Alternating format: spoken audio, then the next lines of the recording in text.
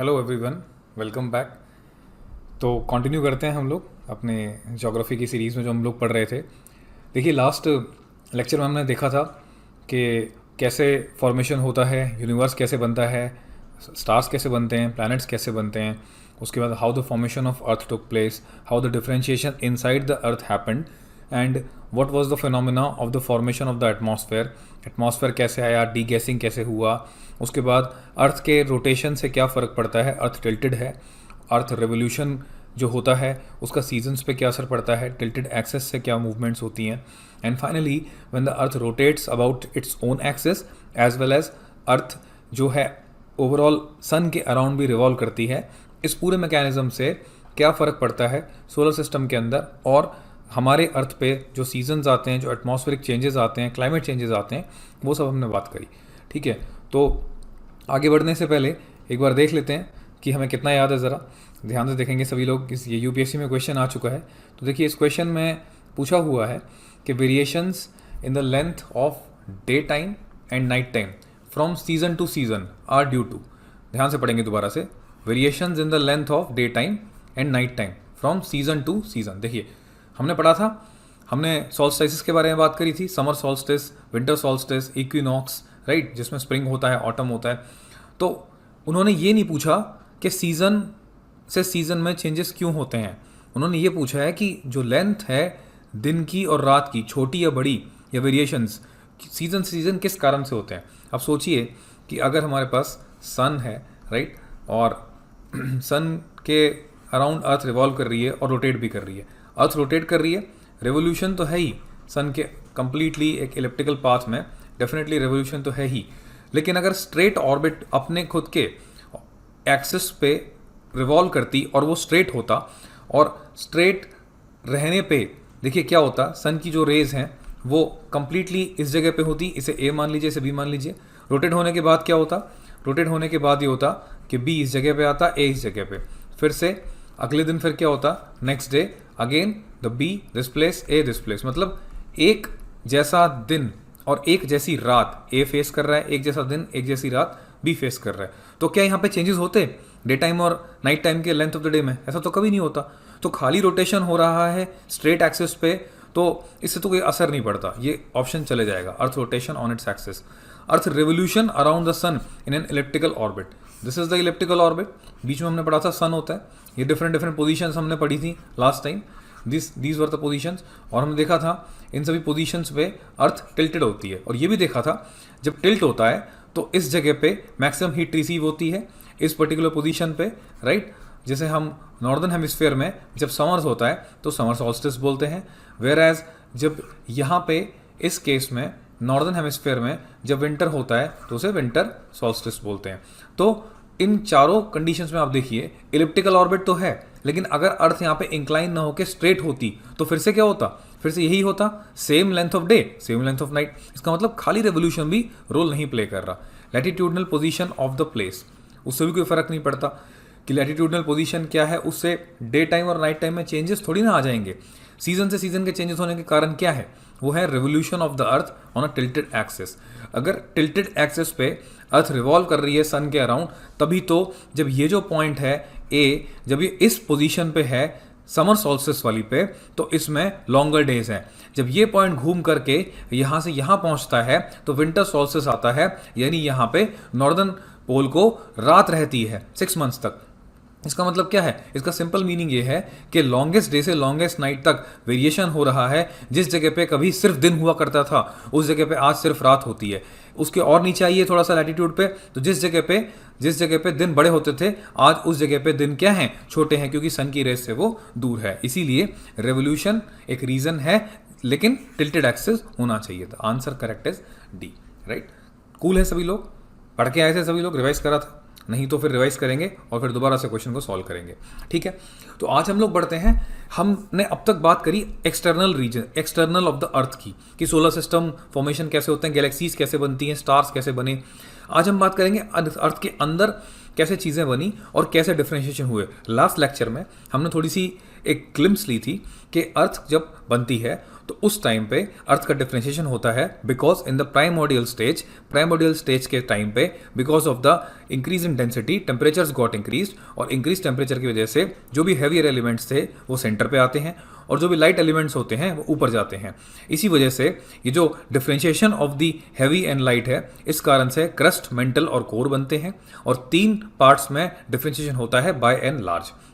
अब जोग्राफर्स को जब उन्होंने अर्थ के अंदर देखना चाहा और समझना चाहा कि अर्थ का ये पूरा का पूरा सिस्टम कैसे बना, तो जोग्राफर्स ने क्या किया, जोग्राफर्स ने कुछ मैकेनिज्म्स का इस्तेमाल किया अर्थ के इंटीरियर को समझने के लिए, और उन मैकेनिज्म्स में नंबर ऑफ सोर्सेज का यूटिलाइजेशन किया गया और उन सोर्सेज को डिफरेंट सेक्शन में बांट दिया गया। और उन डिफरेंट सेक्शन में कुछ सोर्सेज थे डायरेक्ट और कुछ सोर्सेज थे इनडायरेक्ट। अगर हम बात करें सोर्सेज की, तो डायरेक्ट सोर्सेज क्या थे, जोग्राफर्स ने क्या किया, जो डीपेस्ट माइन हो सकती थी उन डीपेस्ट माइंस को, पुनेंग गोल्ड माइन, टाउटोना गोल्ड माइंस, इस तरह की जितनी भी डीपेस्ट माइंस थी उनमें अंदर जा करके डेप्थ तक जा करके उनके जो स्टोन्स थे उनको एनालाइज किया, कंपोजिशन को चेक किया, टेम्परेचर्स और हर तरह की जो चेकिंग हो सकती थी उसको किया। जो भी वोल्केनिक इरप्शंस होते थे अर्थ से उनका एनालिसिस किया, कंपोजिशंस चेक करे, कलर्स देखे, उनका जो पार्टिकल्स थे उनको डीपली एनालाइज किया। उसके अलावा ओशंस के अंदर जाकर के जो ओशन बेड थे उनको ड्रिल किया, जहाँ पे सी बेड थे या फिर सी शेल्फ्स थे। उसके बाद इस तरह के एनालिसिस करके डायरेक्ट सोर्सेज से अर्थ के अंदर चीज़ों को समझने की कोशिश करी।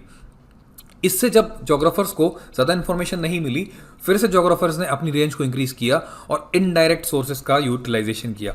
उन इनडायरेक्ट सोर्सेज की अगर हम बात करें तो उनमें एक इनडायरेक्ट सोर्सेज जो सबसे इंपॉर्टेंट आया, that was the seismic waves. Although earth के इनडायरेक्ट सोर्सेज को एनालाइज करने के लिए, अर्थ को एनालिसिस करने के लिए मीटेरॉइड्स, ग्रेविटेशन, मैग्नेटिक फील्ड, इन सब चीज़ों का भी भरपूर इस्तेमाल किया गया, बट साइस्मिक वेव्स ऐसी थी कि जिनकी मदद से हमने ये समझा कि वो वेव्स कितना अंदर तक ट्रैवल कर रही हैं और किस किस पोजीशन से, पोर्शन से वो वेव्स ट्रैवल कर रही हैं, किस किस पोर्शन से वो वेव्स ट्रैवल नहीं कर रही। आने वाले लेक्चर हम देखेंगे कि जो वेव्स हैं हम उनको पी वेव्स और एस वेव्स के नाम से बुलाएंगे, और जो ये पी और एस वेव्स थी जब इनको अर्थ के अंदर पास कराया गया तो समझा कि कुछ जगहों से ये पास हो रही थी, and some places they were outrightly not at all passing. यहाँ से जोग्राफर को आइडिया मिला कि ये कुछ वेव्स कई जगहों से पास नहीं करनी, इसका मतलब वहाँ पे चेंजेस हैं। तो उन्हीं चेंजेस की मदद से इन वेव्स को फर्दर इन डेप्थ एनालाइज करके ये समझ में आया कि अर्थ का इंटीरियर एक यूनिफॉर्म नहीं है, बल्कि अर्थ का जो इंटीरियर है वो डिविजन्स में है, और उन्हीं डिविजन्स को क्रस्ट, मेंटल एंड कोर बोला गया। और अगर हम बात करें उस इंटीरियर की, तो उस इंटीरियर को 3 पोर्शन में बाय एंड लार्ज ब्रेक किया जोग्राफर्स ने, क्रस्ट, मेंटल एंड कोर। और जब वेव्स PNSF वेव्स को थ्रो किया गया तो उनके थ्रो से पता लगा कि जो इंटीरियर है, पहला जो सेक्शन है उसका, that is the crust, that crust comprises of further 2 parts, that is the ocean crust and the continental crust. जो ओशन के नीचे क्रस्ट, ये देखिए यहाँ पे देखेंगे सभी लोग फिगर में, इंटीरियर ऑफ द अर्थ में जो ओशन के नीचे क्रस्ट है उसे हम ओशन क्रस्ट बोलेंगे, और जो कॉन्टिनेंट के नीचे क्रस्ट है उसे हम कॉन्टिनेंटल क्रस्ट बोलेंगे। इसमें एक एडमंड सुएस थे। एडमंड सुएस ने क्या बोला, एडमंड सुएस ने ये बोला कि ऐसा मान लीजिए कि अर्थ के डिफरेंट पार्ट्स हैं और उन डिफरेंट पार्ट्स को लेयर बाय लेयर वो डिवीजन हो रखा है, और लेयर बाय लेयर डिवीजन में जो डिफरेंट पार्ट हैं उनको हम नाम दे सकते हैं, that internal part can be called as the core, that is internal core, then further external core और outer core, then further mantle and then further crust. तो उन्होंने ऐसा बोला कि जो सबसे ऊपर वाला पार्ट होगा, उस सबसे ऊपर वाले पार्ट को आप सेल से डिनोट कर सकते हैं, उसका कंपोजिशन सेल होगा। जो बीच वाला पार्ट होगा मेंटल, उसका कंपोजिशन सीमा होगा, एंड जो सबसे अंदर का पार्ट होगा उसका कंपोजिशन होगा नाइफ। तो ये कुछ एब्रीवेशंस हैं, उसको याद कैसे करेंगे, nickel and iron like this, knife, sima silicon and magnesium, sal is silicon and aluminium, right. तो ये बोला गया कि this bottom part comprises of knife mainly, and this comprises of sima mainly, this comprises of sal mainly. आप story बना सकते हैं कि नाइफ लेकर के सीमा ने सीआर को मारा, सीआर एक जानवर होता है, राइट, तो ऐसे बना सकते हैं। तो जोग्राफर ने, एडमंड सुएस ने ये बात बोली कि जितना भी कंपोजिशन है उसमें ये मेन है, nickel iron here, silicon magnesium here and silicon aluminium here. तो अगर हम देखें तो जो भी आपका क्रस्ट वाला पोर्शन है वो कॉन्टिनेंटल और ओशन क्रस्ट में डिवाइडेड है। उसके नीचे जो नेक्स्ट पोर्शन है हमारे पास वो मेंटल का है। मेंटल अगेन बस broken into two parts, one is upper most mantle, next is lower mantle, and then further down if you go, mental transition happens, and after mental transition then happens the lowest part, that is core and further inner core। अब geographers ने ये देखा कि जो waves थी उनका behaviour different था, तो अंदर जो कंपोनेंट्स की डेंसिटीज हैं वो भी डिफरेंट होंगी, क्योंकि डेंसिटीज से ही वेव्स रिफ्लेक्ट हो रही थी, और जब वेव्स रिफ्लेक्ट हो रही थी तो उन्हें डिफरेंट तरह से मूवमेंट हो रही थी, और मूवमेंट के कारण ये पता लगा कि अंदर यूनिफॉर्म सॉलिड नहीं है, सॉलिड के साथ साथ कुछ सेमी मॉल्टन भी है, या सेमी सॉलिड भी है, या फिर सेमी प्लास्टिक भी है। तो जब चेक करा तो चेक करने के बाद ये पता लगता है कि यहाँ पे क्रस्ट है, that is ocean crust plus continental crust, then उसके नीचे मेंटल है, that is upper and lower mantle, उसके भी नीचे कोर है, that is outer core inner core, और outer core was found to be in liquid form, inner core was found to be in solid form. Similarly, mantle was found to be in semi-molten, semi-plastic form, and crust was found to be in the solid form. तो geographers ने क्या कहा? Geographers ने continental crust plus ocean crust plus upper mantle के कुछ हिस्से को लिया और उस हिस्से को लिथोस्फेयर बोला, और ये कहा गया लिथोस्फेयर की जो थिकनेस होगी वो होगी अराउंड 10 से लेकर के 200 किलोमीटर्स तक। उसको एनालाइज किया कि लिथोस्फेयर के साथ क्या हो रहा है, तो जब एनालाइज करके पता लगा कि lithosphere is further floating upon one more layer which is known as asthenosphere, और asthenosphere was comprising on remaining part of upper mantle and lower mantle. तो ऐसा मान के चलेंगे कि हमारे पास मोटी मोटी दो लेयर्स हैं, one is lithosphere and another is asthenosphere. ये जो आज हम डिफरेंशिएट कर रहे हैं ना लिथोस्फेयर एंड एस्थिनोस्फेयर, आगे जम के हमको समझ में आएगा कि इन लिथोस्फेयर और एस्थिनोस्फेयर का क्या कारण है, और दुनिया में कितने बड़े बड़े ऐसे फिनोमिनास हैं जो लिथोस्फेयर के मूवमेंट की वजह से हो रहे हैं, और हमारे सारे के सारे क्वेश्चंस का हमको आंसर मिल जाएगा। तो जोग्राफर्स ने जब ऐसे डिवाइड किया तो उनकी अपनी स्टडी बहुत ईजी हो गई कि लिथोस्फेयर को हमने डिवाइड कर दिया continental crust, ocean crust and upper mantle से, and asthenosphere was comprising of upper mantle and lower mantle, right. तो ये जो सेक्शंस थे इसमें डिवाइड किया हमने, तो यहां से हमने समझा कि लिथोस्फेयर का 10 to 200 था, और जो एस्थिनोस्फेयर था उसका फर्दर डाउन बिलो था। तो कॉन्टिनेंटल क्रस्ट के बारे में अगर बात करें तो थिकनेस कॉन्टिनेंटल क्रस्ट की लगभग 30 किलोमीटर होती है, density 2.7 gram per centimetre cube, और mainly continental crust comprise of granite, whereas oceanic crust की बात करेंगे तो उसकी जो थिकनेस है वो कम होगी, ये फैक्ट हमेशा ध्यान रखेंगे कंपेयर टू कॉन्टिनेंटल क्रस्ट। मतलब एक लाइन में अगर बोलना चाहें तो सबसे ज्यादा थिक कौन सा हुआ? कॉन्टिनेंटल। कम थिक कौन सा हुआ? Oceanic crust. लेकिन डेंसिटी में उल्टा है, कॉन्टिनेंटल क्रस्ट की डेंसिटी कम होगी, ओशनिक क्रस्ट की डेंसिटी ज्यादा होगी। और रॉक टाइप कौन सा होगा? Basalt will be the rock type. और जैसा कि हमने समझा कि जो ऊपर वाला क्रस्ट है दैट विल बी सियाल, और जो नीचे वाला रहेगा दैट विल बी सीमा। तो इस बात को भी जोग्राफर्स ने फर्दर एनालाइज किया, और सियाल सीमा थ्योरी को मैं आगे चल के बताऊंगा कि why it got rejected, and further which were the theories which propounded the real truth of the geography. अगले सेक्शन की बात करें तो after the crust section next section came as the mantle. हमने सीखा because of the differentiation, because of the differential material movement, mantle was the second layer, और जो mantle की डेप्थ थी वो up to 2900 kilometres the depth of the mantle was available, and upper portion of the mantle was found to be called as the asthenosphere. अब देखिए जो mental portion का material था वो बेसिकली मैग्मा था, जिसे आप बोलते हैं सेमी प्लास्टिक, सेमी मॉल्टन, वो सेमी मॉल्टन मटेरियल टाइप था। और मैग्मा किसको बोलता है? मैग्मा मतलब अंदर जो भी मॉल्टन मेटल था, जो भी मॉल्टन अर्थ का कंपोनेंट था, उसके अंदर मॉल्टन मेटल्स भी थे, उसके अंदर गैसेस भी थी, और वो रॉक्स जो heat, temperature, melt and pressure की वजह से बहुत ज़्यादा सेमी मॉल्टन स्टेट में आ गए थे, वो भी थे। उन सब के मिक्सचर को बोला गया मैग्मा, जिसमें मिनरल्स भी प्रेजेंट थे। And this magma when it remains inside the earth, inside the mantle, that is called magma। लेकिन जब ये बाहर निकलेगा, when it comes out by means of some vent, then it will be called as the lava, and the entire mechanism will be called as the volcano। ये हम आगे वाली class में समझेंगे, राइट। तो इसकी मेंटल की डेंसिटी की बात करें तो देखिए हमने देखा था पीछे कि density of the both the crust were on an average maximum 3, whereas this density of the mantle goes further high, that is more than 3.4 gram per centimeter cube, right। अगर फर्दर बात करें the least and the lower most portion of the earth which is known as core. ये भी क्यों बना? Because differentiation की वजह से बना। और डिफरेंशिएशन हुआ तो इस तरीके से हुआ कि इनर कोर जो हैवी, फर्दर हैवी था, वो और सेंटर में चला गया, और लिटिल लाइटर जो थे और जो सेमी प्लास्टिक थे वो थोड़ा सा ऊपर आ गए। और इनके डिफरेंशिएशन की वजह से आज भी ऐसा है कि आउटर कोर में लिक्विड्स हैं और वही एक लावा की फॉर्म में भी बन के निकलता है, और जो इनर कोर है दैट इज द सॉलिड। और पता कैसे लगा? पता ऐसे लगा हमको कि ज्योग्राफर्स ने जो साइस्मिक वेव्स को थ्रो किया, उन साइस्मिक वेव्स के बिहेवियर की वजह से उन साइस्मिक वेव्स ने ये बताया कि waves are getting refracted in a different manner in such a way that जब रिफ्रैक्ट होंगी, जब डेंसिटीज डिफरेंट होंगी। रिफ्लेक्शन का ये फिनोमेना होता है, अगर एक ग्लास से दूसरे ग्लास में लाइट जाएगी तो because of the difference in the density between the glasses और between the mediums, the waves और the light waves will propagate in a different way. और उसकी वजह से ही जो मूवमेंट ऑफ द वेव्स थी यहाँ पे, P waves and S waves, that was different, and because of that only geographers made a clear cut idea कि अंदर कहीं पे solid है और कहीं पे liquid है, right? तो यहाँ पे देखिए जो अर्थ का स्ट्रक्चर है बाय एंड लार्ज, जैसा जिसके बारे में अभी हमने बात करी, तो जो लिथोस्फेयर है वो इतना सा पोर्शन कहलाया, that was the lithosphere. Then the next portion was asthenosphere. और अगर बात करें यहाँ पे क्रस्ट की तो 100 किलोमीटर तक क्रस्ट मिलेगा, then mantle up to 2900 kilometre, and then core portion this up to outer core 1500 kilometers, and finally at the center is 6378 kilometers।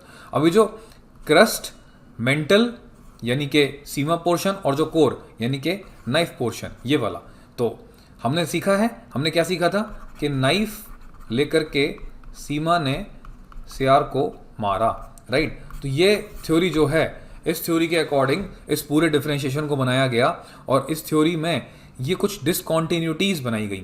इन डिसकॉन्टिन्यूटीज का नाम रखा गया, बोला गया हर एक पर्टिकुलर एलिमेंटल फॉर्म के बाद एक डिसकॉन्टिन्यूटी मिलेगी जिनके डिफरेंट डिफरेंट नाम रखे, क्योंकि डिफरेंट डिफरेंट लोगों के द्वारा वो डिसकॉन्टिन्यूटीज दी गई। कॉनरेड ने कुछ बताया, मोह ने कुछ बताया, रेपेटी, गुटेनबर्ग एंड सिमिलरली लेमैन। सो इसको याद कैसे रखेंगे? कई बार प्रीलिम्स में क्वेश्चन वैसे पूछा नहीं है बट पूछ सकते हैं, बहुत एक काफ़ी टफ क्वेश्चन बन जाएगा अगर पूछ लिया तो आप ऐसे आंसर रख सकते हैं। देखिए यहाँ पे C है, देन M है, then R, then G and chief manager एक होटल के थे, होटल का नाम था रेडिसन ब्लू। उनके होटल में गुंडे आ जाते हैं और उनसे लड़ाई हो जाती है, तो चीफ मैनेजर साहब रेडिसन होटल के गुंडों से लड़े। Conrad discontinuity, Moho discontinuity, Repetti, Gutenberg and Lehmann, right. Cool, या तो जाएगा सभी को। चलिए आगे बढ़ते हैं। तो देखिए हमने देखा कि सोर्सेज थे बहुत सारे, लेकिन उसमें साइस्मिक waves was the main source, जिसकी वजह से जोग्राफर्स ये कंटिन्यूसली और बहुत ही कॉन्फिडेंटली कह पाए। उसके अलावा भी उन्होंने मेटेओर्स को भी एनालाइज किया। They analysed gravitational field also, because जब ग्रेविटेशनल फील्ड को एनालाइज किया तो कहीं पे फील्ड कम मिला, कहीं पे ज़्यादा मिला। वहाँ से भी पता लगा कि कुछ ग्रेविटेशन में भी एनोमेलीज हैं, चेंजेस हैं। इसका मतलब कॉम्पोजिशन में भी क्या है, चेंजेस हैं, डिफरेंट है। क्योंकि अगर फोर्स ऑफ ग्रेविटेशन की बात करते हैं तो gravitational constant mass 1 of the second body divided by distance. अगर दो बॉडीज हैं, एक का मास m1 है, एक का मास m2 है, दोनों के बीच का डिस्टेंस जो है r है, तो उनके बीच में जो ग्रेविटेशनल फोर्स है वो उनके मासेस के प्रोपोर्शनल होगी डायरेक्ट, एंड डिस्टेंस के प्रोपोर्शनल होगी इनडायरेक्ट। तो इसका मतलब इसकी वजह से भी कुछ आइडिया ज्योग्राफर्स को मिला कि क्या हो सकता है interior of the earth. Similarly magnetic field, अभी हम आगे जाके देखेंगे अर्थ क्या है। अर्थ एक मैग्नेटिक बॉडी है, उसके दो पोल्स हैं। वहाँ भी जब देखा कि मैग्नेटिक फील्ड, इससे पता लगा कि अगर बाहर मैग्नेटिक फील्ड निकल रहा है तो डेफिनेटली लेंज लॉ के अकॉर्डिंग अंदर कुछ करंट्स चल रहे होंगे। अगर अंदर कुछ करंट्स चल रहे हैं तो अंदर कुछ मूव हो रहा होगा, कुछ ऐसा होगा जो सॉलिड तो नहीं होगा। अगर सॉलिड होता, मूव होता, तो अर्थ में बहुत वाइब्रेशंस आती। कुछ लिक्विड है इसलिए मूव हो रहा है, एंड डेफिनेटली डेंसिटी उसकी डिफरेंट है किसी एक सॉलिड पोर्शन से, राइट। तो इसकी वजह से ही आगे की स्टडीज भी मिली जिनके बारे में हम लोग बात करेंगे। अब अर्थ का केमिकल कॉम्पोजिशन क्या है?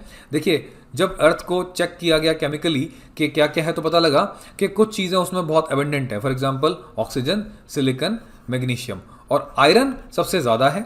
आप यहाँ पे देख सकते हैं जो स्केल ड्रॉ किया गया है उसमें आयरन सबसे ज़्यादा है, oxygen, silicon, magnesium, and then traces मिले निकल, सल्फर, टाइटेनियम के भी। अब कई बार क्वेश्चन ऐसे पूछ लेते हैं कि as a composition overall earth में ज़्यादा हाईएस्ट क्या होगा, या फिर इसको from highest level till lowest level लगाइए, राइट। तो इसको भी हम एक कहानी बना सकते हैं कुछ इस तरीके से। क्या क्या है हमारे पास बताइए? IOSMNST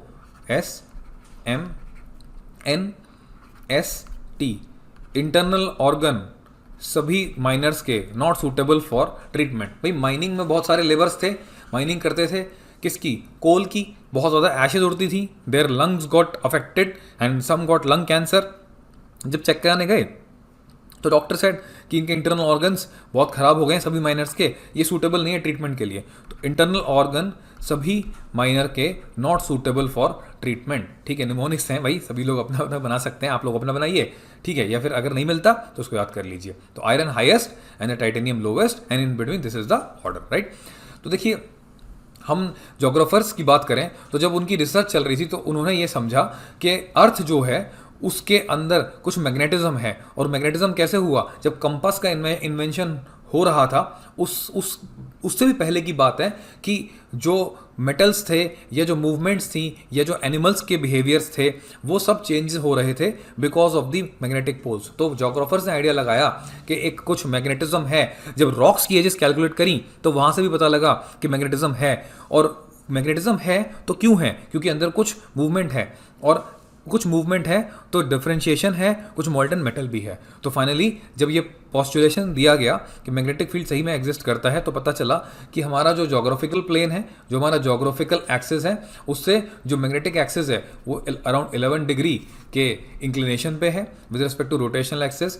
और ये जो मैग्नेटिक फील्ड की हम बात कर रहे हैं, जोग्राफर्स ने देखा कि ये मैग्नेटिक फील्ड लिटरली चेंज हो रहा था। जब उन्होंने ओशन बेड्स को, मैं आगे चल के पढ़ाऊंगा कि जब ओशन बेड्स को देखा, अगर मान लीजिए ये ओशन के अंदर एक बेड था, हम ओशन के अंदर की बात कर रहे हैं, ऊपर वाटर रहा होगा, तो स्ट्राइप्स मिली उनको रॉक्स की, और देखा कि किसी स्ट्राइप में मैग्नेटिक फील्ड नॉर्थ साउथ ऐसे है, किसी स्ट्राइप में मैग्नेटिक फील्ड इस तरीके से है। उनको समझ नहीं आया कि ऐसा क्यों हो रहा है। जब उन्होंने डीपली एनालाइज किया तो उनको पता लगा कि जब ये रॉक्स लावा की फॉर्म में बाहर निकले होंगे उस टाइम पे जो मैग्नेटिक फील्ड होगा वो ऐसा होगा।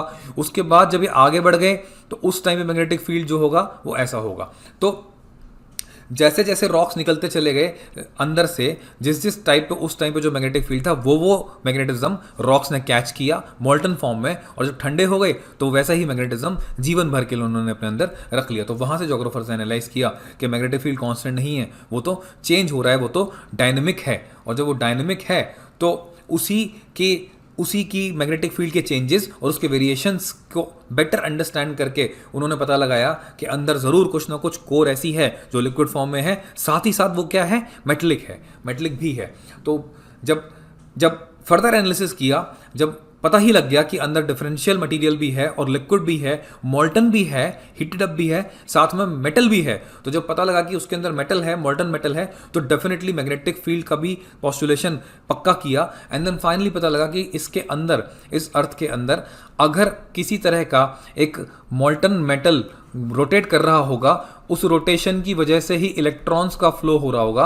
अगर इलेक्ट्रॉन्स का फ्लो हो रहा है तो करंट का फ्लो हो रहा होगा ऑपोजिट डायरेक्शन में। अगर करंट है, लेंज ने क्या बोला था फिजिक्स में कि अगर एक ये वायर है, आप इसमें करंट पास करेंगे तो इसके अंदर एक मैग्नेटिक फील्ड जनरेट होगा। अगर एक मैग्नेटिक फील्ड जनरेट होगा, उसको अपोज करने के लिए एक और मैग्नेटिक फील्ड जनरेट होगा ऑपोजिट डायरेक्शन में। और यही काम अर्थ के अंदर भी देखा गया। तो बोला गया कि जब अगर मैग्नेटिक फील्ड है तो इसका मतलब अंदर कुछ मूवमेंट ऑफ द मेटल है, जिसकी वजह से मूवमेंट ऑफ द इलेक्ट्रॉन्स है, जिसकी वजह से मूवमेंट ऑफ द करंट है।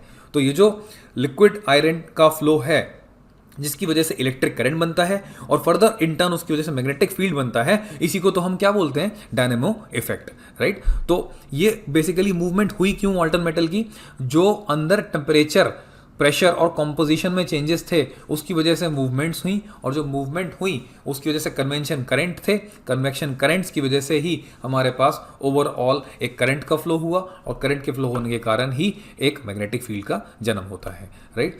अब हमने बात करी कि मैग्नेटिक फील्ड न केवल कांस्टेंट था बल्कि रिवर्स हो रहा था, फ्यू 100,000 ईयर्स में ये बार बार चेंज हो रहा था, और इस चेंजेस के हमें एविडेंसेस भी मिले, और वो एविडेंसेस से ही जो रॉक्स में स्ट्राइप्स थी, जिसे हम आगे चल के बोलेंगे पैलियोमैग्नेटिज्म, राइट, वो रॉक्स के स्ट्राइप्स ने भी हमको ये बात बताई कि मैग्नेटिक फील्ड क्या हो रहा है, सेम नहीं है, कांस्टेंट नहीं है, बदल रहा है, कई सौ कई हज़ारों सालों में चेंज हो रहा है।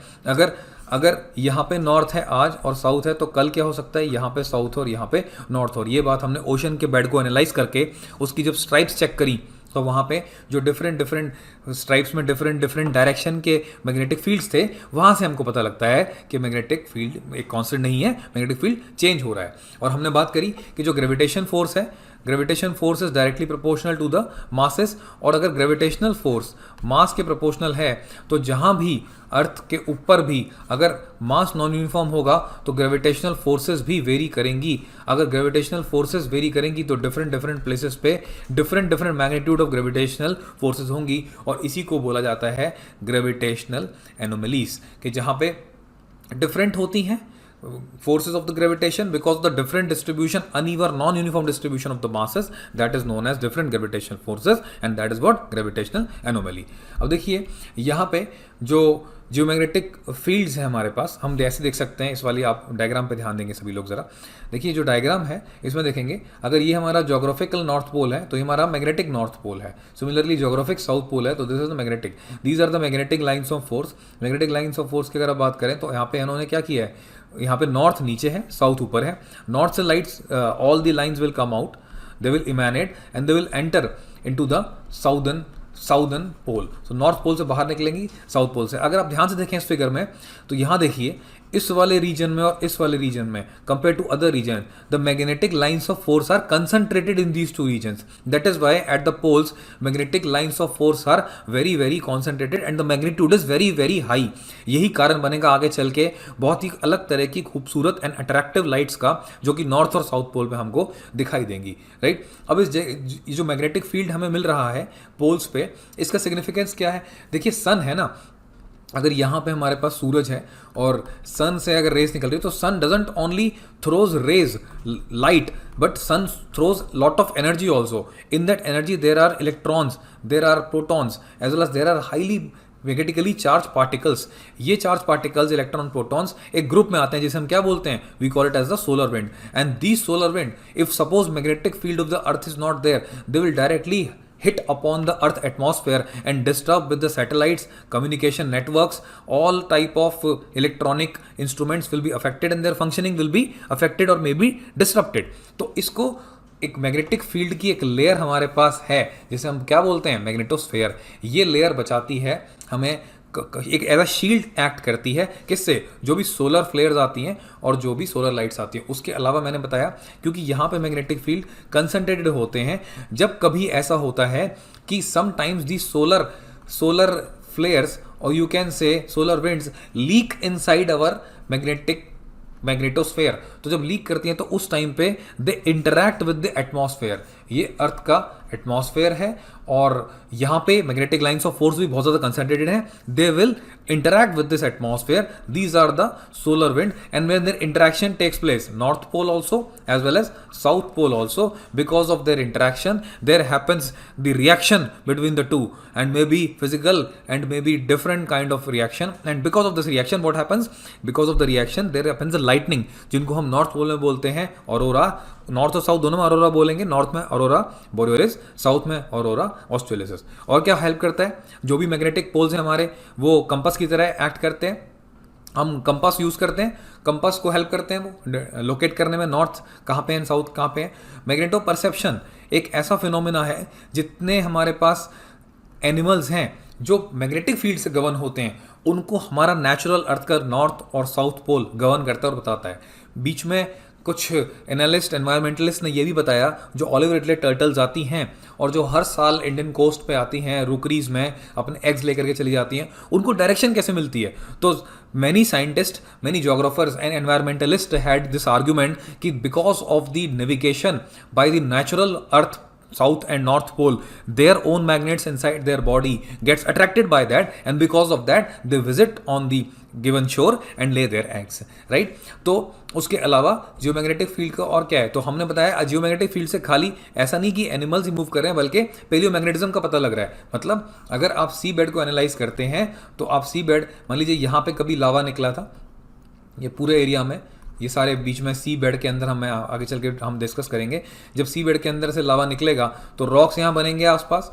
जब रॉक्स बनेंगे, जब लावा गर्म था उस टाइम मान लीजिए यहाँ नॉर्थ था, ये अर्थ में साउथ था, तो इन्होंने भी क्या किया, नॉर्थ साउथ ले लिया। अगली बार कुछ 1000 साल बाद फिर से लावा, अंदर से लावा ने क्या किया, इरप्ट हुआ, तो उस टाइम पे यहाँ साउथ था, यहाँ नॉर्थ था, तो जो रॉक्स यहाँ बने उनको साउथ आ गया, उनको नॉर्थ आ गया।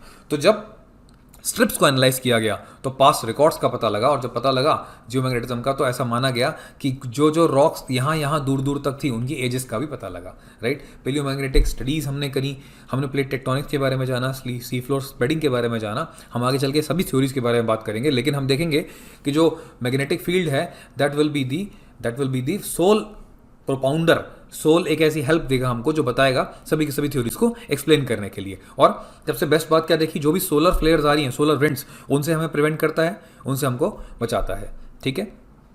क्वेश्चन देख लेते हैं जल्दी से। यूपीएससी ने पूछा था 2018 में, यूपीएससी ने क्या पूछा था, ध्यान से पढ़ेंगे, पॉज करके वीडियो को, सभी स्टेटमेंट्स को, फिर आंसर करेंगे, ठीक है। पढ़ लिया क्वेश्चन, देखिए समझते हैं। 3 स्टेटमेंट्स दे रखी हैं और पूछा कौन सी करेक्ट है। Earth magnetic field has reversed every few 100,000 year, ये बात सही है। अभी तो हमने पढ़ा है अर्थ का मैग्नेटिक फील्ड क्या होता है, बदलता रहता है, और उसके एविडेंसेस भी मिले हैं पेलियोमैग्नेटिज्म की हेल्प से, और रॉक की एजेस भी कैलकुलेट करी हैं। It means first statement is correct. तो खाली ये तो नहीं होगा। When the earth was created 4,000 billion years ago there was 54% oxygen and no carbon dioxide. तो अर्थ जब बनी थी, राइट, उस टाइम पे 54% ऑक्सीजन था और कार्बन डाइऑक्साइड नहीं थी। ये बात सही है क्या? हमने तो देखा था जब अर्थ बनी थी तो initially you remember 3 stages were there. Initially primordial stage में there was hydrogen, then helium, first step. Secondly solar winds इनको स्ट्रिप ऑफ कर देती हैं, एंड सेकेंडली क्या होता है, there happens a degassing mechanism. In the degassing mechanism you get number of gases, ammonia, nitrogen, and further carbon dioxide, methane, water vapor, and once these gases comes in the atmosphere then what happen, condensation, cooling of the earth, और उससे क्या होता है, precipitation, और उसमें carbon dioxide बहुत ज़्यादा abundant होती है, ओशंस बनते हैं, and these oceans forms on the surface of the earth, and in those oceans carbon dioxide gets flooded, and when carbon dioxide gets flooded because of the CO2 there happens algae, and those algae what they do, these algae do photosynthesis and life evolves in the form of algae, photosynthesis happens, उससे oxygen आया। तो पहले carbon dioxide आता है, पहले oxygen आता है, तो स्टेटमेंट गलत हो गई। Second statement is wrong. If second is wrong then two are left. When living organism originated they modified the early atmosphere of the earth. Living organism आए, एल्गे आए, प्लांट्स आए, बहुत माइन्यूट लेवल पे उन्होंने photosynthesis किया, and उससे क्या आया, ऑक्सीजन आया। बिल्कुल ठीक बात है। They modified the atmosphere and they flood the atmosphere not only with carbon dioxide but also with the oxygen. तो इसका मतलब 1 and 3 is the correct answer. Clear है सभी लोग? दोबारा से सॉल्व करेंगे एक बार इस क्वेश्चन को घर जा करके। हमने बात करी मैग्नेटोस्फेयर की। मैग्नेटोस्फेयर क्या होता है, एक ऐसा रीजन है जो अर्थ को सराउंड करता है जिसमें मैग्नेटिक फील्ड भरपूर है, और वो जितने भी चार्ज पार्टिकल हैं, ठीक है, विच आर गेटिंग अफेक्टेड, वो चार्ज पार्टिकल्स, ये देखिए, ये आप देखिए, ये आपकी अर्थ है, उसके अराउंड मैग्नेटिक फील्ड है। ये एक ऐसा रीजन है जो जिसने अर्थ को सराउंड कर रखा है, ठीक है, किसी भी स्टार के अराउंड हो सकता है, जिसमें कि जो भी आसपास का जो मैग्नेटिक फील्ड है वो कंप्लीटली एग्जिस्ट करता है। और इसी एरिया को हम क्या बोलते हैं, मैग्नेटोस्फेयर। जहाँ पे ये मैग्नेटोस्फेयर खत्म हो रहा है उस पर्टिकुलर जगह को हम बोलते हैं मैग्नेटोपॉज। एक ऐसा पॉइंट होगा जहाँ पे ये फिनिश हो रहा होगा, उसे हम क्या बोल देंगे, मैग्नेटोपॉज, राइट। इसका फंक्शन क्या होता है, जो भी बाहर से सोलर विंड्स आएंगी, सोलर विंड्स के अंदर हार्मफुल चार्ज पार्टिकल्स होंगे, इलेक्ट्रॉन्स होंगे, आयन्स होंगे, वो अर्थ के एटमॉस्फेयर से इंटरैक्ट कर सकते हैं, सिस्टम को डिसरप्ट कर सकते हैं। These magnetosphere, these shields, they act as the deterrent to this all solar flares and solar winds. इनसे हमको बचाता है और एक शील्ड की तरह प्रिवेंट करता है। अगर आप देखेंगे 2 साइड्स हैं, यहाँ पे सन है, और इस साइड अगर हम देखेंगे this particular part is opposite side of the sun. तो जो पार्ट सन को फेस कर रहा है वहाँ पे ये 60,000 किलोमीटर तक एक्सटेंड करता है, और जो अपोजिट साइड है यानी कि ऑन दिस राइट साइड, वहाँ पे और भी ज़्यादा एक्सटेंड करता है, राइट। जो भी सोलर विंड से आयन्स, इलेक्ट्रॉन्स जो भी सन से एमिट होते हैं, ये उनको फनल करके प्लाज्मा साइड सेंड कर देता है, राइट। इस मैग्नेटोस्फेयर की बात करें तो हमने देखा जो भी इसकी बाउंड्री है उसको हमने मैग्नेटोपॉज बोला, और जो टर्बुलेंट रीजन होगा इस मैग्नेटोपॉज के आसपास, थोड़ा एकदम तो स्मूथ होगा नहीं, उसे हम मैग्नेटोशीथ बोलते हैं। तो सबसे पहले मैग्नेटोस्फेयर है।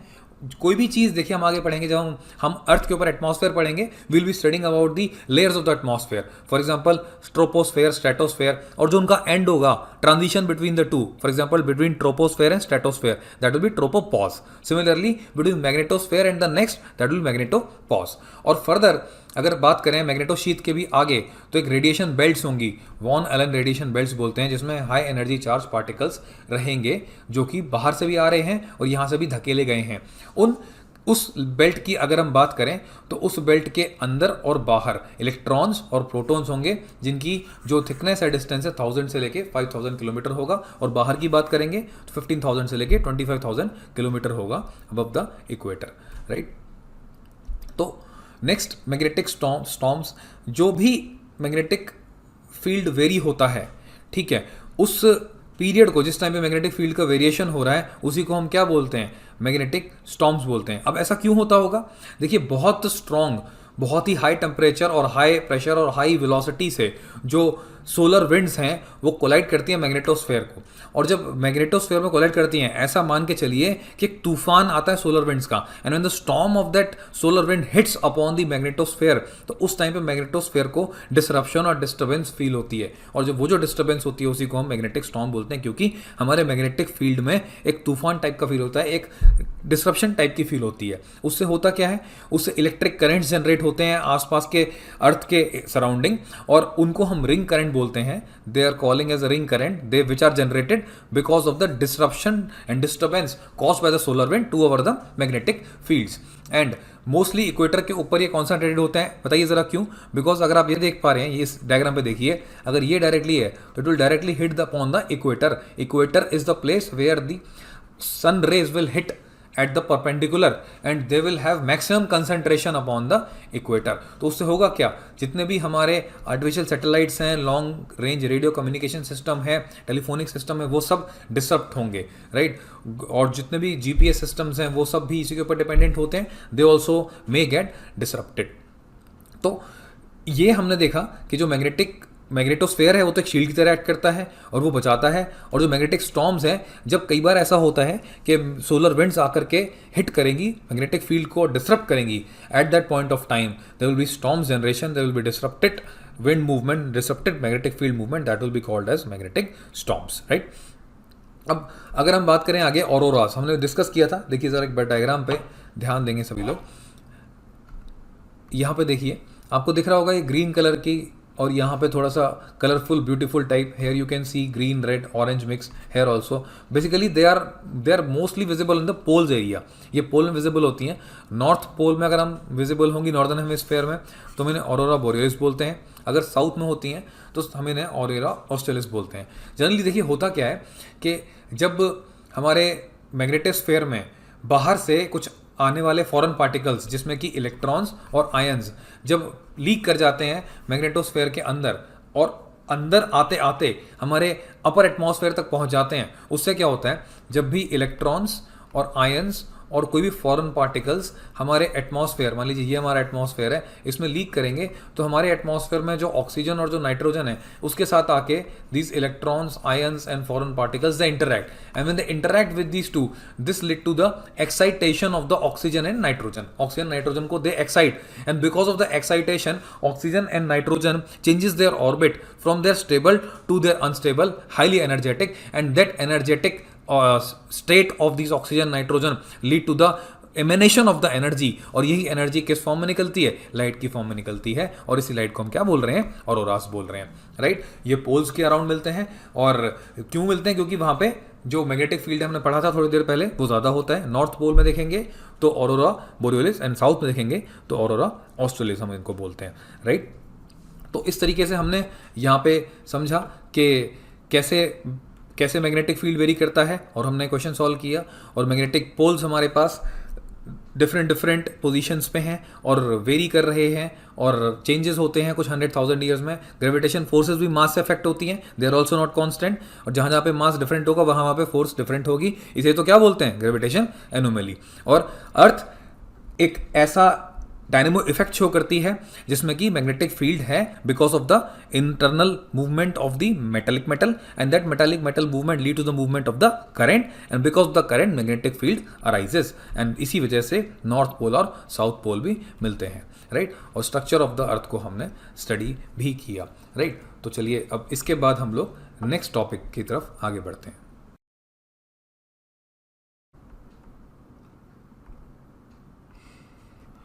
चलिए, अभी तक हमने देखा कि अर्थ का इंटीरियर कैसे दिखता था। अब हम बात करते हैं आगे कि जब अर्थ के इंटीरियर के बारे में पता चल गया तो जोग्राफर्स ने फिर आगे जा कर के जब इंटीरियर को फर्दर एनालाइज किया तो उन्होंने देखा कि अर्थ के अंदर से जो वॉल्केनिक इरप्शंस हुए उसको एनालाइज करने के बाद, सॉइल्स को एनालाइज करने के बाद, डिफरेंट रॉक्स को एनालाइज करने के बाद उनको बहुत सारे नंबर ऑफ मिनरल्स मिले। तो वहाँ से जोग्राफर्स का इंटरेस्ट फिर से और ज़्यादा बढ़ा अर्थ की जियोलॉजी को दोबारा से एनालाइज करने के लिए कि अंदर ऐसा क्या हो रहा है कि different different type of minerals हैं। और उनको और ज़्यादा इंटरेस्ट आया ये समझने के लिए कि अंदर अर्थ के हीटिंग मैग्मा की वजह से क्या कोई ऐसे रॉक टाइप्स बन रहे हैं जिसमें कि डिफरेंट डिफरेंट फॉर्म्स हैं, और ऐसे क्या प्रोसेसेस हो रहे हैं जिससे कि किसी जगह पे किसी एक टाइप के रॉक मिलते हैं लेकिन किसी और जगह पे ये लावा के बाहर निकल जाने के बाद उसके ठंडे होने के बाद एक अलग टाइप ऑफ रॉक नज़र आता है। और या फिर अगर हम किसी एक जनरल फॉर्म की बात करें तो डीपेस्ट माइन में जाकर के माइनिंग करने के बाद एक डिफरेंट टाइप ऑफ रॉक नज़र आता है। तो वहाँ से geographers felt intrigued and they further searched the reasons for the development of these different type of rocks. So अगर हम बात करें यहाँ पे मिनरल्स की तो देखिए जोग्राफर्स ने ये पता लगाया एनालिसिस करके वॉल्केनिक इरप्शंस का, रॉक्स का, सॉइल्स का कि अर्थ क्रस्ट, मेंटल और कोर में number of minerals are available there. अब those minerals basically how do you define a mineral? Mineral एक ऐसे नेचुरली अकरिंग सब्सटेंस होते हैं जिसका एक ऑर्डरली एटॉमिक स्ट्रक्चर होता है, एक डेफिनेट कंपोजिशन और फिजिकल प्रॉपर्टीज होती हैं। If you talk about the mineral then mineral haves few physical properties, for example color, density, hardness and chemical property.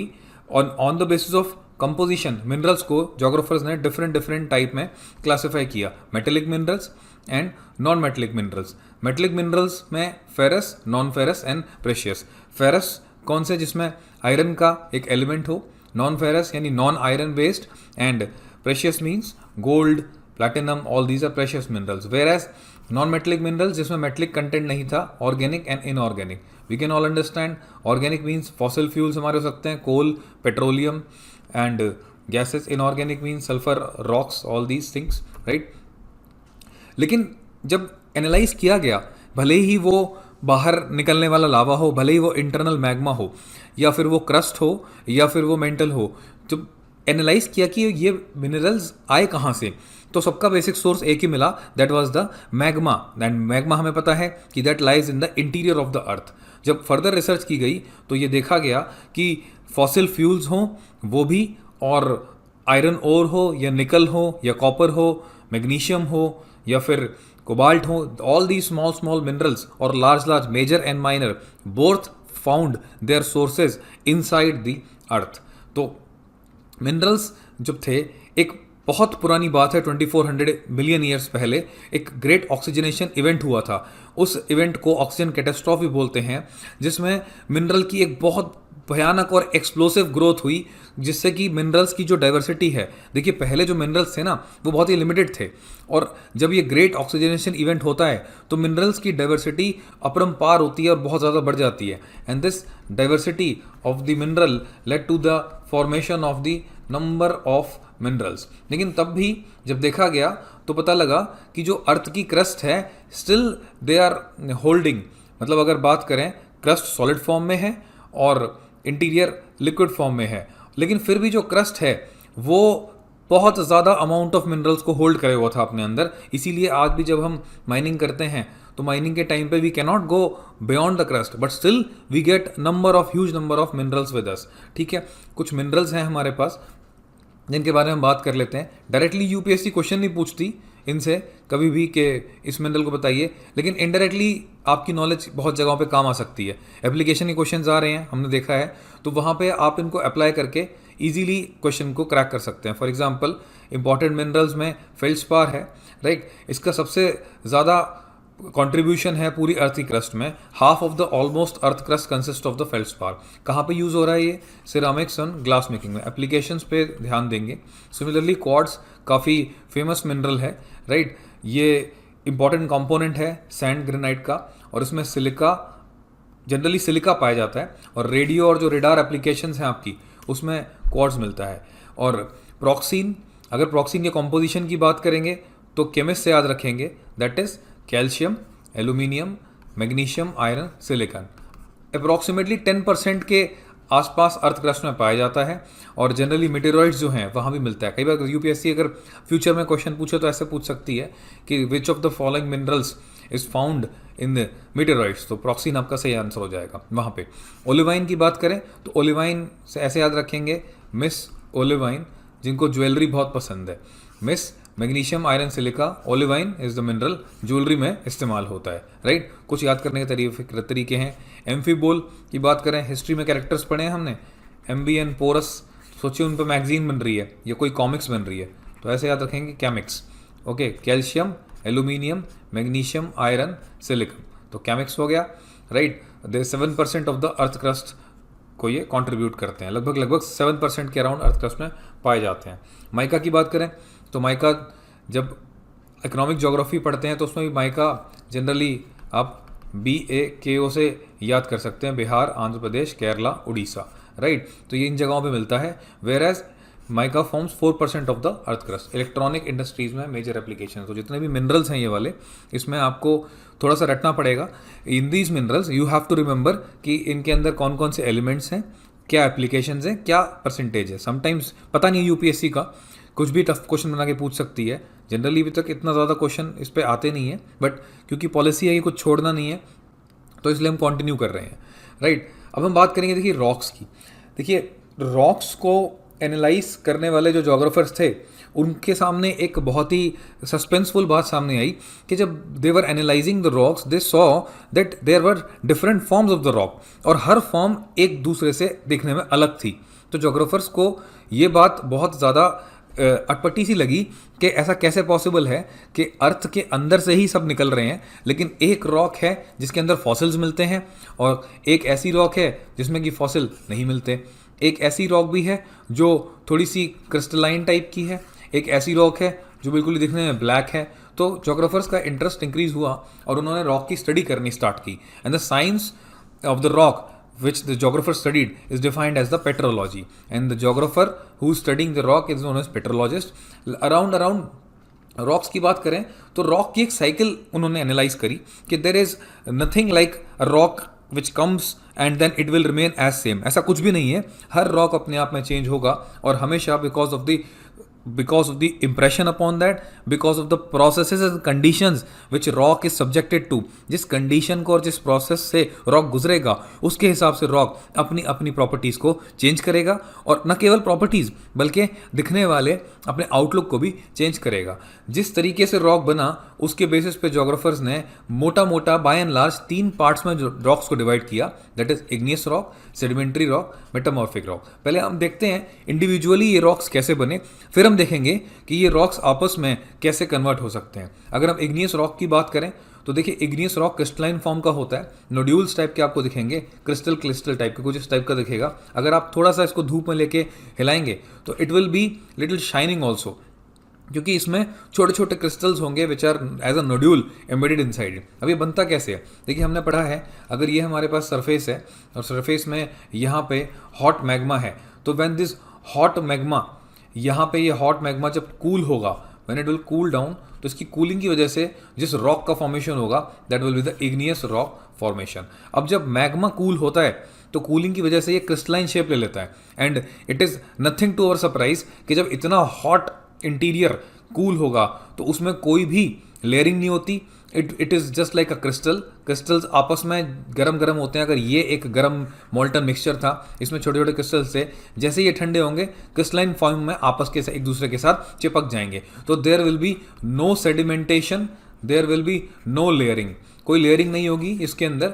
अगर कोई लेयरिंग नहीं है यहाँ पे तो इन लेयर्स के बीच में जनरली कुछ ट्रैप हो जाता है, जब लेयर्स ही नहीं है तो कुछ ट्रैप भी नहीं होगा, and no fossil can exist in this kind of rocks, because जब एकदम hot lava, hot magma cool down होगा तो कोई भी अगर फॉसिल रहे भी होंगे they will burn into ashes, right.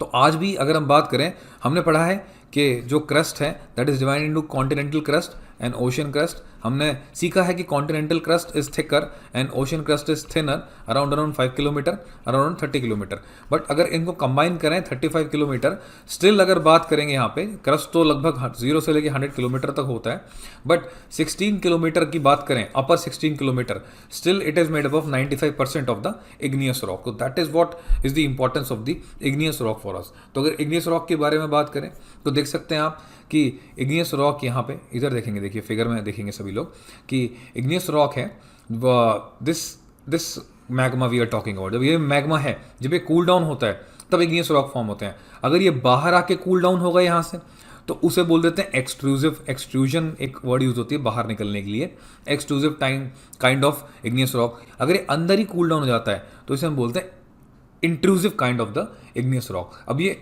अलग अलग टाइप के होते हैं, यहाँ पे देख सकते हैं आप, मैफिक टाइप के होते हैं, फेल्सिक टाइप के होते हैं, depending upon the magnesium content and the iron content they have been classified. लेकिन अब देखिए मैफिक टाइप में basalt, gabbro is one type and rhyolite and granite is another type, right.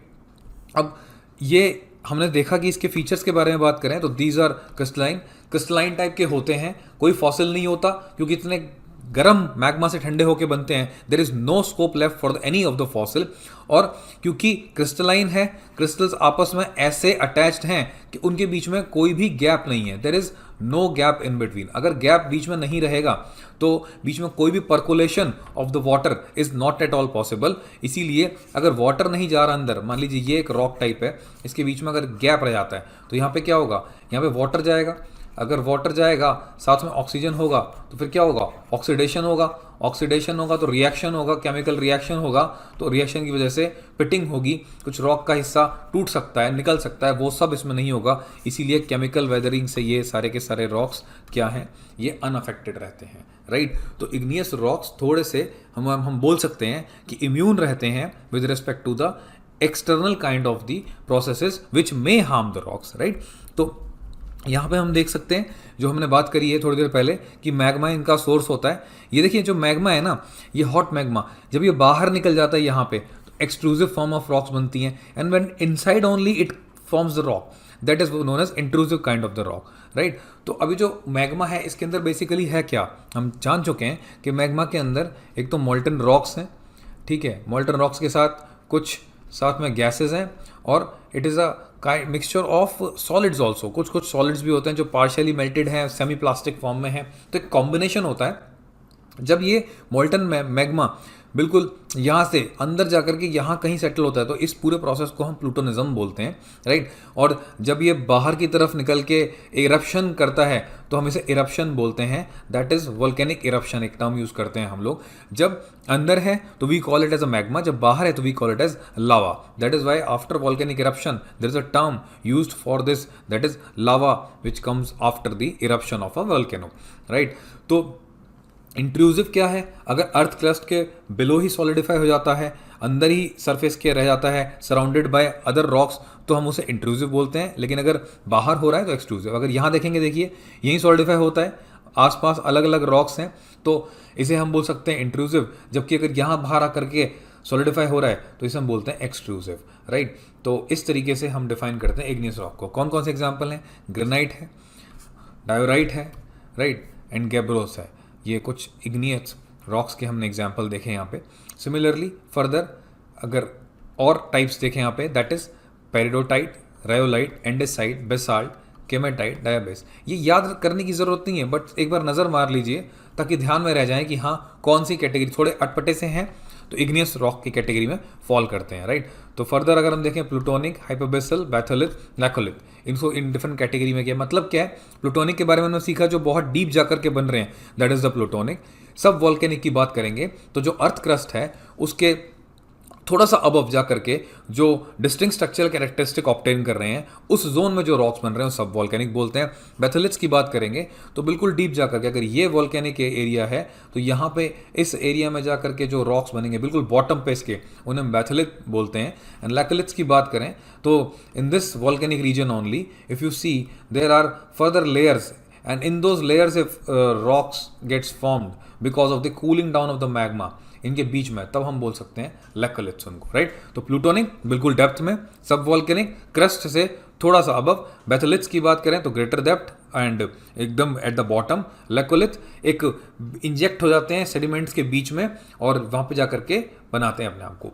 अगर इग्नियस रॉक्स एक्सक्लूसिव वाले की बात करें तो कैसा दिखेगा? एक्सक्लूसिव हम समझते हैं बाहर आकर के it will look like this, black colour का, राइट। अंडमान में जहाँ पे कुछ कुछ अगर आप जाएंगे कभी घूमने तो कुछ आइलैंड्स ऐसे हैं, बैरन आइलैंड है जैसे, कभी वहाँ पे इरप्शन हुआ था, जो लावा बाहर निकला और उसके बाद जब वो कूल डाउन हो गया तो उसमें से वहाँ पे आपको कुछ इस टाइप के रॉक्स दिखाई देंगे, ठीक है। काफ़ी जल्दी आप देख सकते हैं कि लैंड सरफेस पे आने के बाद काफ़ी जल्दी ठंडे होते हैं, ठीक है। और ये जो इसके अंदर के क्रिस्टल्स हैं आप बहुत ज़्यादा माइक्रोस्कोपिकली देखेंगे तभी वो नज़र आएंगे। क्या क्या एग्जाम्पल हो सकते हैं? Basalt, andesite and rhyolite. एक बार देख लीजिए, दिमाग में रखेंगे अपने, राइट। तो हमने देखा था थोड़ी देर पहले कि फेल्सिक और मैफिक दो टाइप के हमें इग्नियस रॉक्स मिलते हैं, राइट। तो फेल्सिक रॉक्स कौन से हैं? फेल्सिक रॉक्स वो हैं those are rich in silicon, oxygen, aluminium, sodium and potassium. Whereas mafic rocks क्या हैं?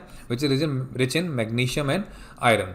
अगर बहुत ज़्यादा मैग्नीशियम और आयरन है तो अल्ट्रा मैफिक बोलते हैं उसको, राइट। तो फेल्सिक और मैफिक में बेसिक डिफरेंस यही है कि मैफिक में मैग्नीशियम आयरन ज़्यादा है, वेयर एज फेल्सिक में आप देखेंगे silicon, oxygen, aluminium, sodium and potassium के एलिमेंट्स हैं, राइट। अब नेक्स्ट रॉक की बात करते हैं, that is sedimentary rocks. Igneous rocks सबको क्लियर है? इग्नियस रॉक्स के बारे में अगर हम रिवाइज करें 10 सेकंड में, बस पॉइंट टू पॉइंट तो कैसे समझेंगे? सबसे पहले cooling down of the magma, number 2 crystalline होता है, नंबर 3 पर्कुलेशन पॉसिबल नहीं होता, number 4 no sediments, no nearing, number 5 उसमें कोई भी फॉसिल्स नहीं होते, ठीक है। याद हो गया? वीडियो पॉज करके दोबारा से रिवाइज कीजिए। चलिए हम आगे बढ़ते हैं, सभी लोगों को रिवाइज हो गया। Next we will talk about the sedimentary rocks. अब देखिए सेडिमेंट्री रॉक्स जो हैं ये फॉर्म कैसे होते हैं? जो भी इग्नियस रॉक्स हमारे पास बने थे कहीं पे भी, अगर उन इग्नियस रॉक्स को हम सब्जेक्ट कराएं बाहर एक इरोजन प्रोसेस है। इरोजन प्रोसेस मतलब अगर इसको तोड़ तोड़ के इसका चूरा बना दें हम, या फिर इस पर्टिकुलर पार्ट को हम सब्जेक्ट कराएं फिजिकल या फिर केमिकल रिएक्शन से। अगर फिजिकल हिटिंग होगी, हिटिंग बाय द वाटर और हिटिंग बाय द आइस और हिटिंग बाय द प्रेशर और हिटिंग बाय द टेम्परेचर तो फिजिकल हो जाएगा। अगर केमिकल होगा, बिकॉज ऑफ वाटर होगा या वाटर केमिकल रिएक्शन होगा, सोल्यूशन केमिकल रिएक्शन होगा तो वो केमिकल होगा। ये प्रोसेस जिससे कि रॉक के आसपास का मटेरियल सारा झड़ रहा है, निकल रहा है, that is erosion. Whereas this physical and chemical procedure of the exact change of this kind of state is known as weathering. Chemical weathering भी बोलते हैं, फिजिकल वेदरिंग भी बोलते हैं। वेदरिंग एक ऐसा फिनोमेना है जिसकी वजह से रॉक्स जो हैं वो अपनी शेप, साइज को चेंज करते हैं, राइट। तो सेडिमेंट्री रॉक्स जो हैं वो जब आप देखेंगे कि जब इसमें से झड़ झड़ के कुछ कुछ पार्टिकल्स निकल गए, तो जब ये पार्टिकल्स निकले because of the weathering and erosion, in particles का कॉम्पैक्शन और कंप्रेशन की वजह से जो रॉक्स फॉर्म होगा, कॉम्पैक्शन मीन्स इनको दबाना आसपास के रॉक्स की वजह से, एंड कंप्रेशन मीन्स आपस में कंप्रेसिव फोर्सेस लगने के बाद जब इनके एक सॉलिड फॉर्मेशन बनेगा, तो इसके बीच में आप देख सकते हैं when small small particle will combine together there will be the formation of the layers. अगर यहाँ पे लेयर्स बनेंगी तो कभी कोई अगर डेड ऑर्गेनिजम्स रहे होंगे, मे बी प्लांट और maybe animals, maybe insects, maybe reptiles, तो they will be trapped inside and this will be the final formation of your sedimentary rock. And that means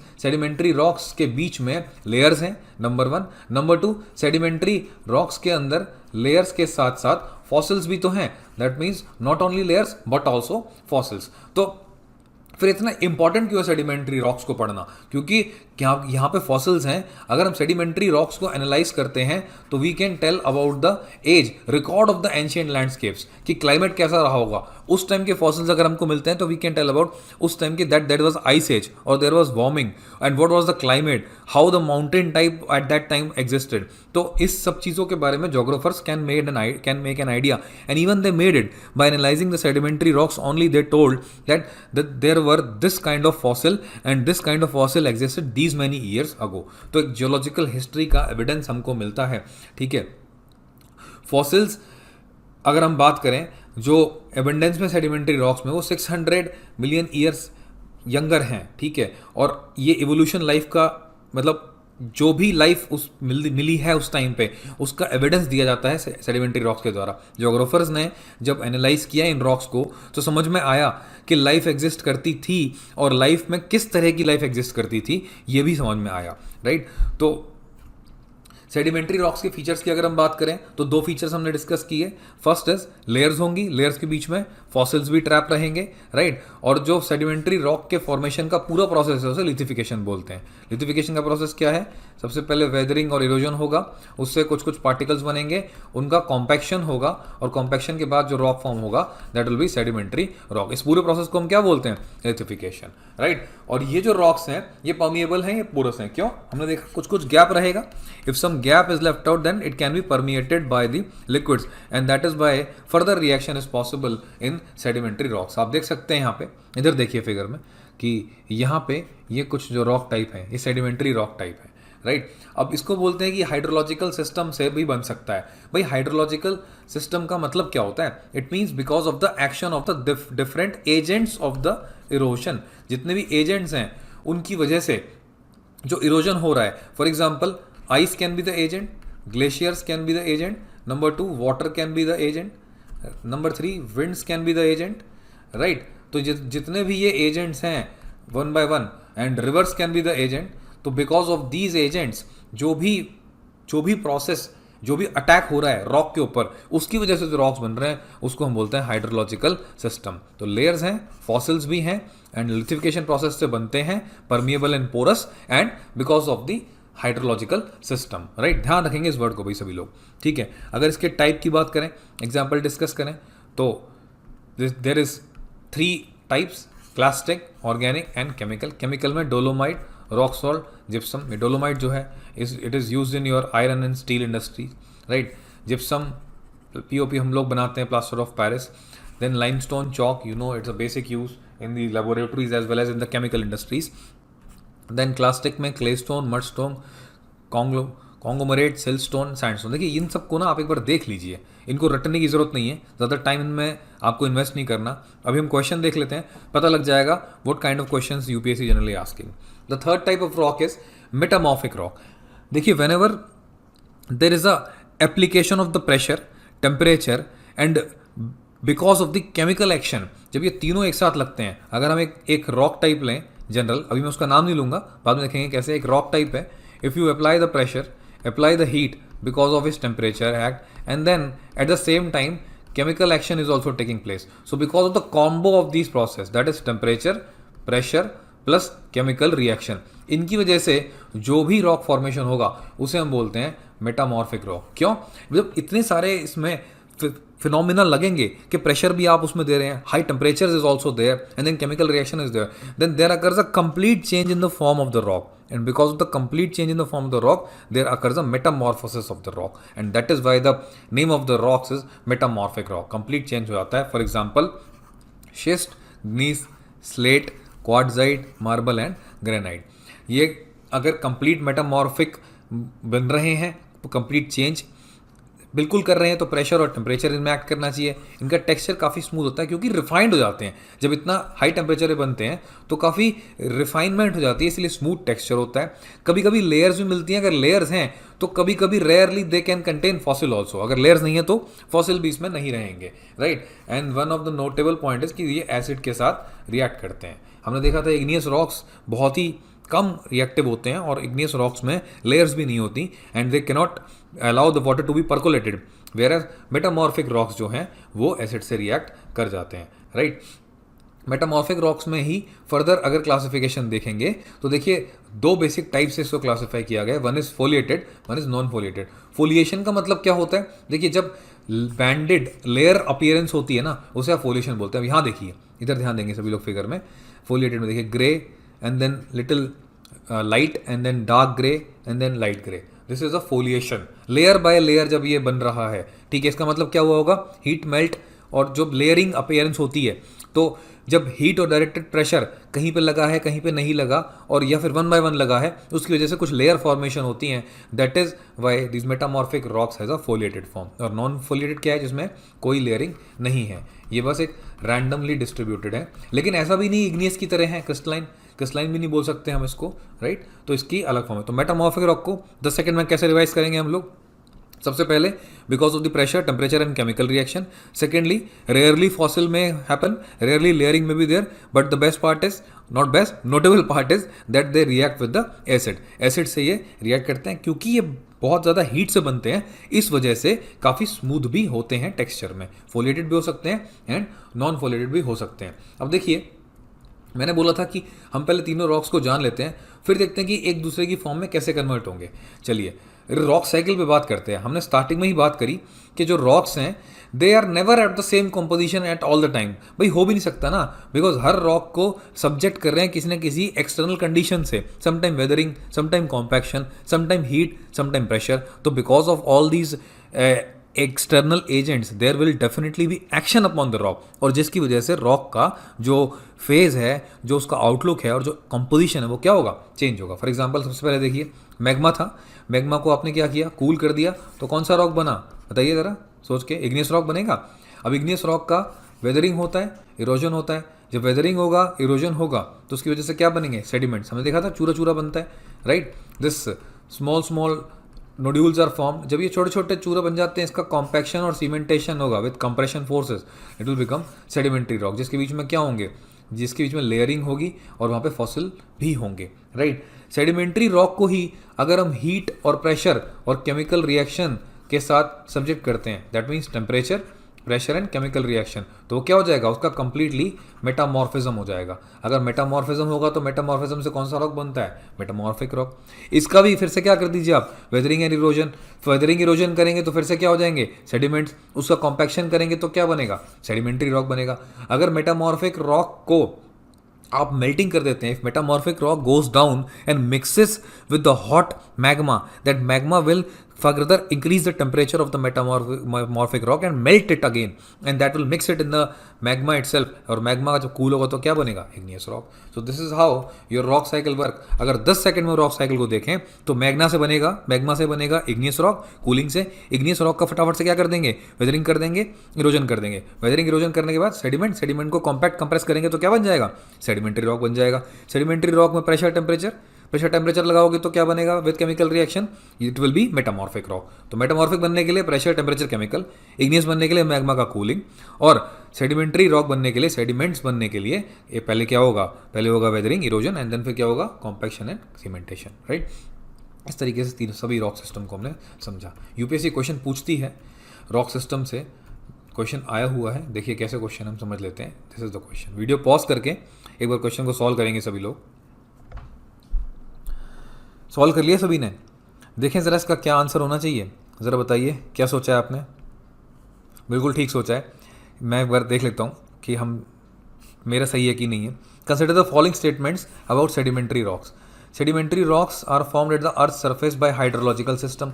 hydrological system में agents होते हैं, ज़रा बताइए कौन कौन से बताइए। Yes, ice is there, glaciers are there, then water is there, then wind is there. तो these are the agents, definitely it is correct answer. Then formation of these rocks involve weathering of pre-existing rocks. बिल्कुल ठीक बात है, हमने देखा है ना भाई कि जब हमारे पास इग्नियस रॉक्स होते हैं उसकी वेदरिंग होती है, इरोजन होता है, सेडिमेंट्स बनते हैं, और सेडिमेंट्स के साथ कॉम्पैक्शन होता है प्लस सीमेंटेशन होता है। फिर क्या बन जाता है हमारे पास, अगर यहाँ पे सेडिमेंट्स बन गया तो वेदरिंग और प्री एग्जिस्टिंग रॉक्स तो है ही, इसका मतलब सेडिमेंट्री रॉक की बात हो रही है ना, तो यहीं तक रहेंगे। अगर फर्दर इसमें भाई सेडिमेंट्स है, सेडिमेंट्स को कॉम्पैक्शन भी कर देंगे, सीमेंटेशन भी कर देंगे, तो फाइनली बनेगा क्या, सेडिमेंट्री रॉक्स ही तो बनेगा, जिसमें क्या होते हैं, लेयर्स होती हैं, फॉसिल्स होते हैं। ये भी ठीक है। अगर बात करें they contain fossils, they occur in layer. So what is the following, which of the following statements are correct. तो कौन कौन से ज़रा बताइए देख करके।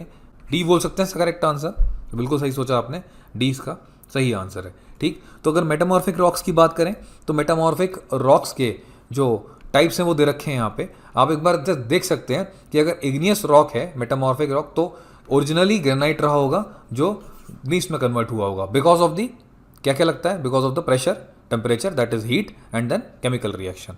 मोर role is played by pressure and temperature that is heat.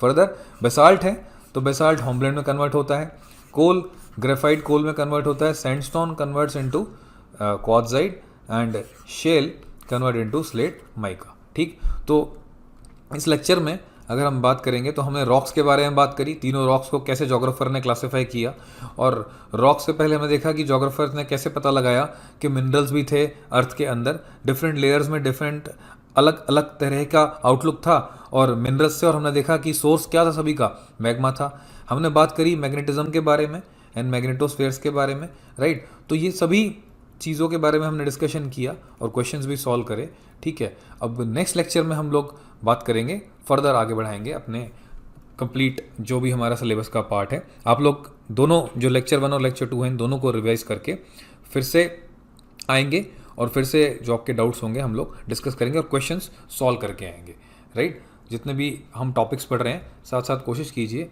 कि क्वेश्चंस आप सॉल्व करते रहें, ताकि एक ग्रिप बना रहेगा, एक टच में आप लोग रहेंगे। Thank you.